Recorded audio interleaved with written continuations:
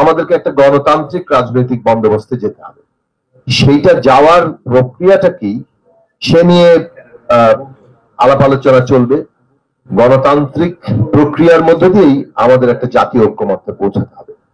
নিশ্চয়ই সব দল একমত পোষণ করেন না, সব ব্যক্তিরাও একমত পোষণ করেন না, কিন্তু কিভাবে আমরা একটা নতুন গণতান্ত্রিক বন্দোবস্তে পৌঁছাতে পারি সেইটার জন্য রাজনৈতিক প্রক্রিয়া দরকার। সেই রাজনৈতিক প্রক্রিয়া বর্তমান সরকার কিছু শুরু করার চেষ্টা করছেন। আশা করি তারা আরো ব্যাপকভাবে সেটা শুরু করতে পারবেন। এবং ইতিমধ্যেই কতগুলো কমিশন গঠিত হয়েছে। সেই কমিশন রাজনৈতিক দল, শিক্ষার্থী, শ্রেণী পেশার বিভিন্ন স্টেক হোল্ডারদের সাথে আলাপ আলোচনা করবে এবং এই পলিটিক্যাল প্রসেসে সবার অংশগ্রহণের ভিত্তিতে কিভাবে আমাদের সংবিধানের বদল হবে, অর্থাৎ গণতান্ত্রিক সংবিধান হবে, কিভাবে গণতান্ত্রিক নির্বাচনী ব্যবস্থা হবে, এই বিষয়গুলো ঠিক হবে। আমি মনে করি যে আমরা মনে করি যে যেহেতু সরকারের উপরে আমাদের সমর্থন এবং আস্থা আমরা এখনো পর্যন্ত অব্যাহত আছে, কাজেই এই সরকারের দায়িত্বের মধ্যে পড়ে একটা নির্বাচন কমিশন গঠনের উদ্যোগ নেওয়া এবং সেই নির্বাচন কমিশন গঠনের জন্য তারা সকলের কাছে গ্রহণযোগ্য একটা সার্চ কমিটি করতে পারে বিভিন্ন অংশের প্রতিনিধিত্ব নিয়ে। এবং এই সার্চ কমিটির কাজ হবে যে রাজনৈতিক দল, শিক্ষার্থী এবং শ্রেণী পেশার মানুষের সাথে আলোচনা করা, তাদের প্রস্তাব গ্রহণ করা এবং তাদের কাছ থেকে গ্রহণযোগ্য ব্যক্তিদের নাম নিয়ে একটা নির্বাচন কমিশনের সম্ভাব্য তালিকা তৈরি করা, সেটা সেখান থেকে একটা নির্বাচন কমিশন, এটাকে সিলেক্টিভ বলা চলে, এটাকে ওই অর্থে যদিও অংশীজনদের মধ্যে থেকে মতামত নেওয়া হচ্ছে, কিন্তু এটা যেহেতু নির্বাচনী প্রক্রিয়া নয়, এটা একটা সিলেকশনের জায়গাতে যাবে। এইটা আমার মনে হয় যে একটা সাময়িক ব্যাপার। বাংলাদেশে এইভাবে নির্বাচন কমিশন নিয়োগের ব্যাপারটি তো স্থায়ী না। আমরা যদি একটা গণতান্ত্রিক ব্যবস্থায় উত্তরিত হই, তখন কিভাবে নির্বাচন কমিশন নিয়োগ হবে, সেটাই একটা রাজনৈতিক বন্দোবস্তের মূল প্রশ্ন। সেই প্রশ্নে আমাদের আমাদের দলের থেকে, আমাদের জোটের থেকে আমরা দীর্ঘদিন ধরে বলে আসছি যে আমরা মনে করি যে বাংলাদেশের বাস্তবতাটা বাংলাদেশের একটা বিশিষ্ট বাস্তবতা।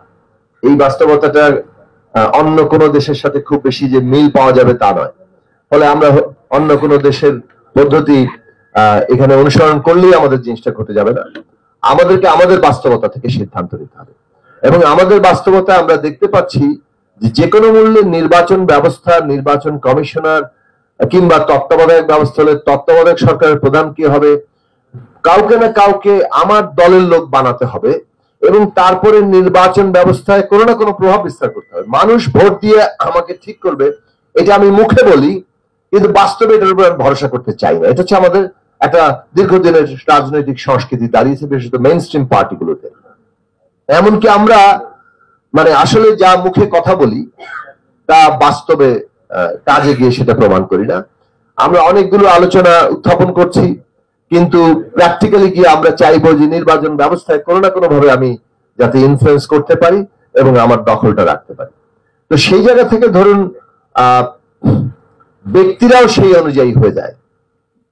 যখন একটা পুরো আধিপত্য চলতে থাকে, সেই আধিপত্যের মধ্যে সব ব্যক্তিদেরই অবস্থা এমন দাঁড়ায় যে তুলনামূলকভাবে ভালো মানুষ, সৎ মানুষ, তাদেরও আসলে কিছু করার থাকে না।